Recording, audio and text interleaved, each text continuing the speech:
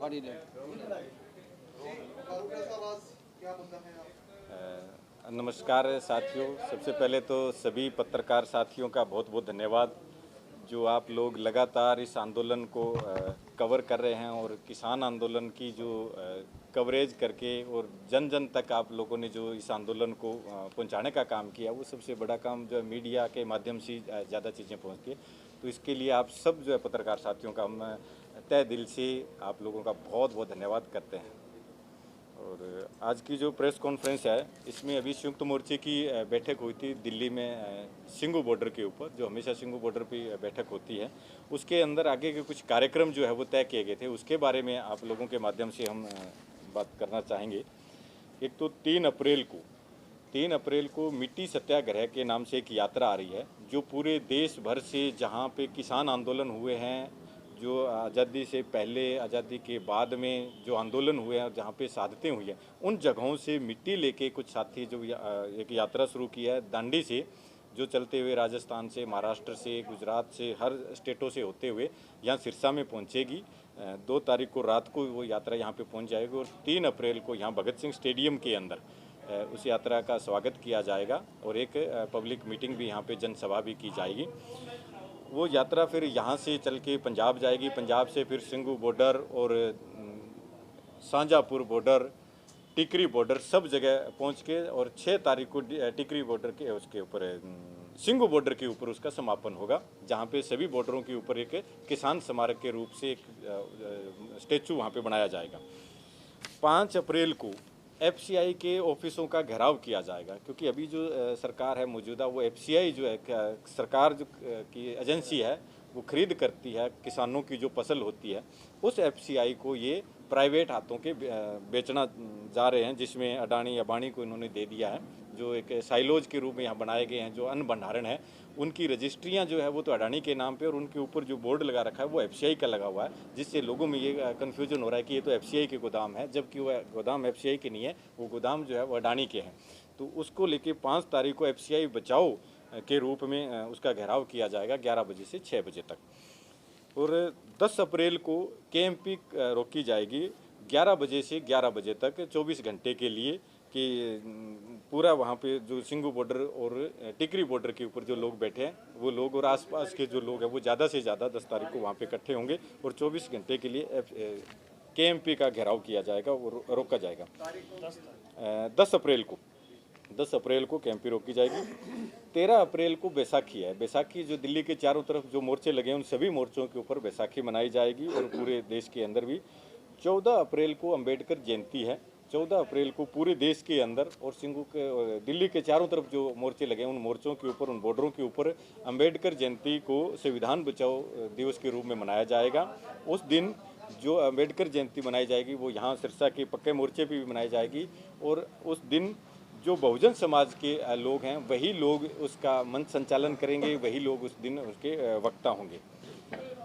और मई के शुरुआती हफ्ते के अंदर आज 4 महीने से ज़्यादा समय हो गया है दिल्ली के चारों तरफ बैठे हुए, और सरकार के कानों पे जो है वो जूं तक नहीं रेंग रही है। इसलिए मई के पहले सप्ताह में, क्योंकि अभी गेहूं की कटाई का सीज़न आ गया, जैसे ही गेहूं की कटाई समाप्त होगी उसके बाद में संसद का तरफ कूच किया जाएगा। पैदल जो लोग जाएंगे, पूरे देश भर के किसानों से, मजदूरों से, कर्मचारियों से, नौजवानों से, हर वर्ग के लोगों से अपील है कि मई के 15 मई शुरू जो मई का पहला जो हफ्ता है, उस टाइम पूरे देश भर से लोग जाएंगे और संसद का घेराव करेंगे, और संसद का घेराव तब तक करके रखा जाएगा जब तक सरकार हमारी बात को नहीं सुन लेती है। तो ये आगे के जो है कार्यक्रम जो तय किए गए थे, वो आपके प्रेस के माध्यम से हम आम लोगों तक पहुँचाना चाहते हैं। और ये जो प्रेस कॉन्फ्रेंस अभी हम कर रहे हैं, हरियाणा किसान मंच की हमारी ये पूरी टीम है। इसकी तरफ से ये पक्का मोर्चा भगत सिंह स्टेडियम के अंदर जो 6 महीने हो गए यहाँ पे लगे हुए, हरियाणा किसान मंच की तरफ से कर रहे हैं। इसमें हरियाणा किसान मंच का संगठन का कुछ विस्तार किया गया है, जिसके अंदर कुछ जो साथी है हमारे जो बहुत ज़्यादा एक्टिव है, काम करने वाले हैं, उनको कुछ जिम्मेवारियाँ दी गई है, जिसमें हमारे हरियाणा किसान मंच की जिला अध्यक्ष की जो जिम्मेवारी है वो सरदार लखा सिंह अलीका से उनको दी गई है जिम्मेवारी, और सिरसा हल्का के जिम्मेवारी है वो अध्यक्ष पद की वो सुरजीत सिंह बेगू है, उनको दी गई है। और जिला के सेक्रेटरी है वो सरदार सुखविंदर सिंह जी हैं, उनको दी गई है जिम्मेवारी ये। और जिले के उप प्रधान है नायब सिंह जी मलड़ी हैं, उनको उप प्रधान की जिम्मेदारी दी गई है। जिले के सचिव हैं सरदार बलकार सिंह जी जोश, जो काफ़ी समय से हैं और बहुत एक्टिव हैं, इनको ये जिला की सचिव की जिम्मेदारी दी गई है। हल्का रानिया के प्रधान हैं हमारे हरजिंदर सिंह नानवाना गांव से, जो लगातार इस आंदोलन के अंदर हैं, और उप प्रधान है वेद सिंह चांबल गांव से।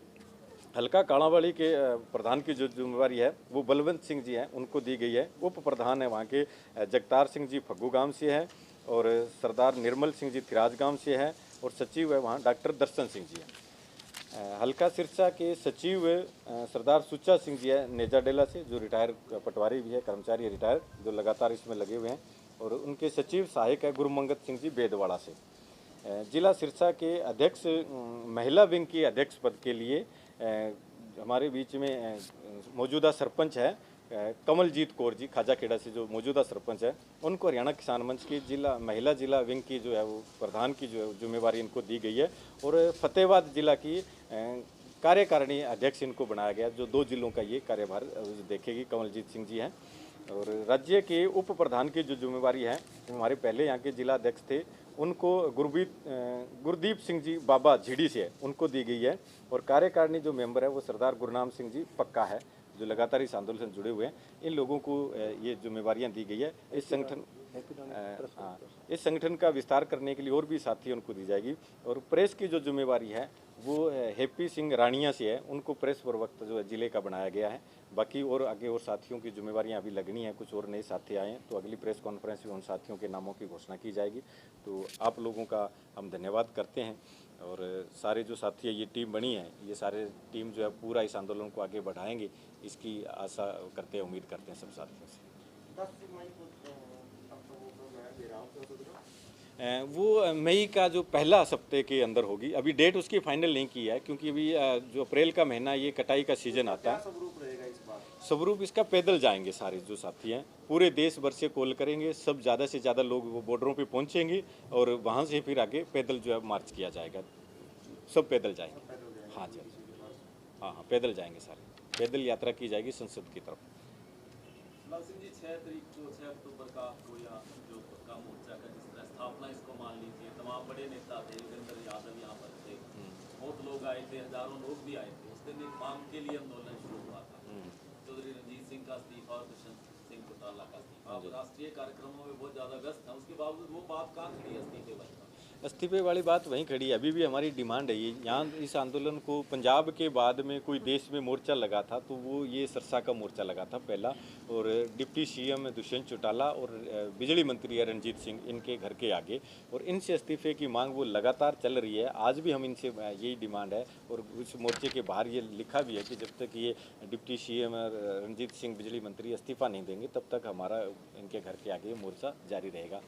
मोर्चा उनके इस्तीफे से खत्म होगा या 3 कानून वापस आएंगे तब वापस? 3 कानूनों की तो लड़ाई है ही है, वो तो लड़ाई है। ये इस्तीफा इसलिए मांग रहे थे कि ये जो लोग हैं ये अपने आप को किसान हितैषी कहते थे, और चौधरी देवीलाल जो वो किसानों के मसीहा थे। ये इनके चौधरी देवीलाल के बेटे और पोते हैं, जिन्होंने किसानों के नाम पे वोट लिया, चौधरी देवीलाल के नाम पे वोट लिया। इसलिए इनसे कह रहे थे, इनसे उम्मीदें थी कि ये चौधरी देवीलाल के परिवार से हैं, तो इनसे उम्मीदें थी। जो आज सत्ता के अंदर बीजेपी वाले बैठे उनसे तो उम्मीद ही नहीं है, कि उनको तो पता ही नहीं है किसान होता क्या है। तो जिनसे उम्मीदें होती है उन्हीं से है, तो इसलिए इनसे इस्तीफा मांगा जा रहा है कि आप या तो कह दो कि हम किसानों के साथ है तो इस्तीफा देंगे, किसानों के साथ आ जाओ, या फिर आप कह दो हम किसानों के साथ नहीं है तो कुर्सी के साथ चिपक जाओ। तब ये बात ये भी इनके गले कहा नहीं जा रहा है इनसे कि हम किसानों के साथ नहीं है। और इस हालात के अंदर जो इनका मोर्चा यहाँ पे लगा था, इस मोर्चे की वजह से आज पूरे हरियाणा के अंदर ये स्थिति बन गई है कि आज ये कहीं पर भी जाके, किसी भी जिले में, किसी भी गाँव में जाके ये प्रोग्राम नहीं कर सकते हैं। आज भी हिसार के अंदर दुष्यंत चौटाला का प्रोग्राम है, और उनका वहाँ पर जोरदार विरोध हुआ है। बहुत बड़ी संख्या के अंदर लोग यहाँ पे आए।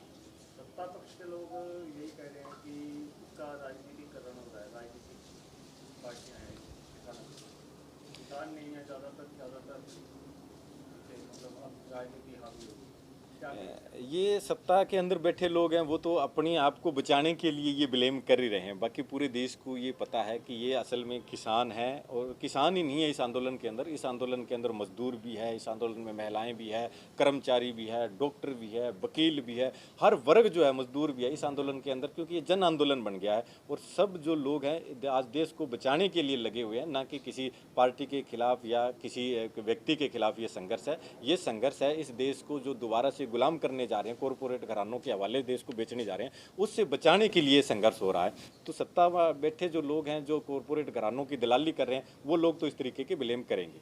कल दुष्यंत चौटाला ने कहा है कि जो 40 नेता हैं आपके, वो बातचीत के लिए तैयार नहीं है। बातचीत के लिए बिल्कुल तैयार हैं।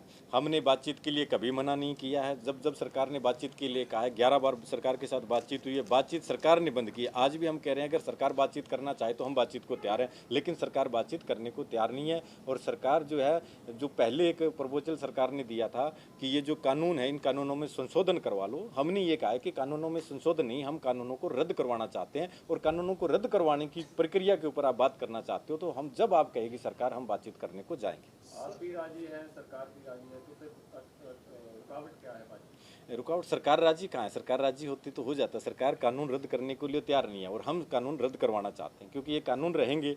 कानून रहने से देश जो है वो दोबारा से, जैसे ईस्ट इंडिया कंपनी ने गुलाम कर लिया था, उसी तरीके से फिर ये देश गुलाम हो जाएगा। बीजेपी, जेजेपी, एमपी, एमएलए, मंत्री का जो घेराव आप लगातार विरोध कर रहे हैं, ये आगे जारी रहेगा? बिल्कुल ये जारी रहेगा। ये विरोध इनका तब तक जारी रहेगा जब तक ये काले कानून रद्द नहीं हो जाते। और ये बीजेपी और जेजेपी का नहीं है, ये घेराव और विरोध उन लोगों का है जो इन काले कानूनों के पक्षधर है, चाहे वो निर्दलीय विधायक है, चाहे वो किसी और पार्टी के। पूरे देश के अंदर, अकेला हरियाणा में नहीं, पूरे देश के अंदर है। जहाँ जहाँ इन काले कानूनों का जो समर्थन करने वाले विधायक हैं, सांसद हैं, उन सबका घेराव किया जाए। सिरसा की सांसद पिछले काफी महीनों से गायब है, उनके लिए कोई संदेश?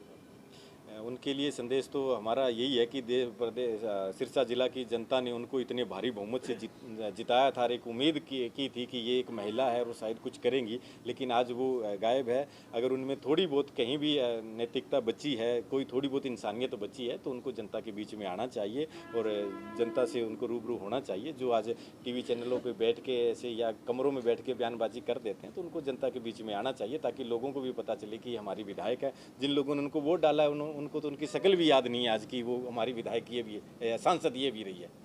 सर, रणजीत सिंह का ये बयान था कि मैं किसानों का दर्द समझता हूँ, लेकिन कहीं ना कहीं आंदोलन लंबा जो चल रहा है उससे लोगों को दिक्कत हो रही है। इस पर आप क्या कहेंगे?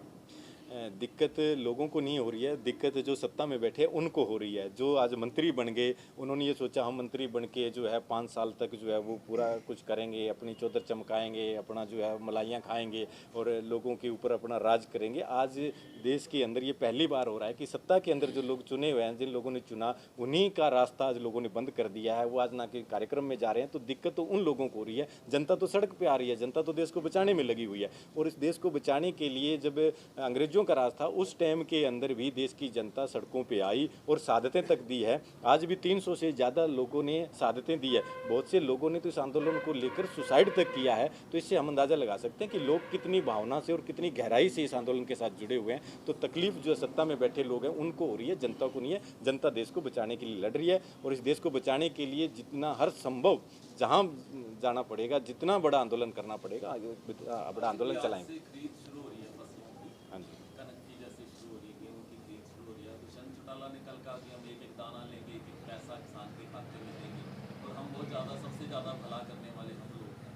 क्या ये जो व्यवस्था है, खरीद की व्यवस्था, जिसमें आड़तियों को लगभग पार किया जा रहा है, इसके बारे में क्या समझते? जो खरीद व्यवस्था है उसी के लिए तो हमारी लड़ाई है ये, कि जो किसान अनाज पैदा करता है उसकी जो जब मंडियों में सीजन आता है तब एक गेहूं की फसल को छोड़ के बाकी जो फसलें हैं वो खरीदी नहीं जाती है। अब की बार जैसे देखें सरसों का भाव मार्केट के अंदर थोड़ा ऊपर आ गया, तो इसकी जो सरकारी खरीद है उसकी ज़रूरत नहीं पड़ रही है, क्योंकि बाहर से ज़्यादा मिल रहा है। और पिछली बार देखा कि सरसों का जो भाव है मार्केट जो ये सरकार का जो रेट है उससे कम था, तब सरकार जो खरीद नहीं रही थी, बहुत से किसानों की जो सरसों है वो उनको औने पौने दामों में बेचनी पड़ी थी। तो अब इस आंदोलन के दबाव के चलते ये चीज़ें एक बार हो रही है और हमें ठीक है, अच्छी बात है कि हम लड़ रहे हैं कि उसकी वजह से ये चीज़ें हो रही है, लेकिन आंदोलन नहीं होता है तब यहाँ पे मंडियों में क्या हालत होती है। और आज भी मंडियों के अंदर जाके देखोगे तो पूर्ण रूप से व्यवस्था नहीं है। अभी आप मंडी के अंदर किसान भवन की आप बात करें जाएँ तो किसान भवन किसानों के लिए बनाया गया था, जिसमें मंडी में किसान अपनी फसल लेके आता है और वो उसके अंदर रुक सकता है, क्योंकि 2 दिन 4 दिन वहाँ जब उसकी नमी की वजह से सरसों की फसल है या दूसरी फसल होती है तो रुकना पड़ता है। लेकिन वहाँ किसान भवन के अंदर तो लोग लगे हुए हैं, वहाँ पे दूसरे जो सरकारी ऑफिस है वो बना दिए गए हैं, जबकि किसान भवन तो किसानों के लिए है। सरकारी ऑफिस बनाने तो दूसरी बिल्डिंग है और बहुत सी वहाँ पे बनाए जाएं और उस किसान भवन को किसानों के लिए खोला जाए, ताकि किसानों को नहाने धोने की, रुकने की किसी प्रकार की अव्यवस्था ना हो।